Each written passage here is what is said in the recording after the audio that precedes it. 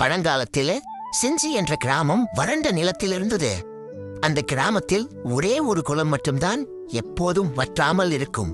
அதை மக்கள் அமுத சுனை குளம் என்று அழைத்தார்கள். அந்த குளம் இரகசியமானது.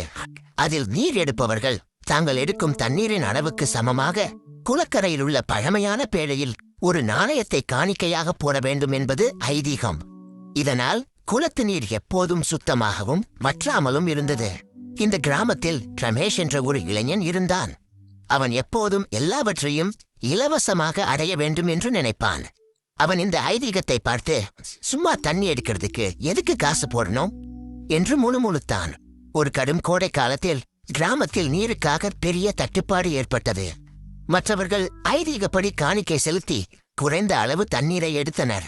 ரமேஷ் ஓர் இரவு யாருக்கும் தெரியாமல் பெரிய குடத்துடன் குளக்கரைக்கு சென்றான். அவன் ஒரு நாணயம் கூட போடாமல் குளம் நிரம்பும் வரை தண்ணீர் அள்ளினான்.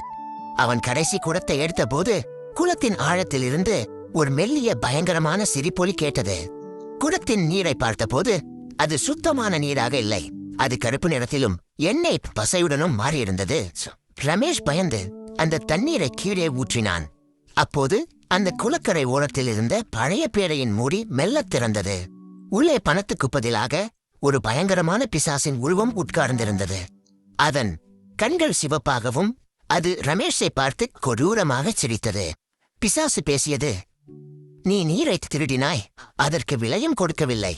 இந்த அமுத சுனையின் நியதியை மீறிவிட்டாய். இப்போது என் சாபத்தை பெறு.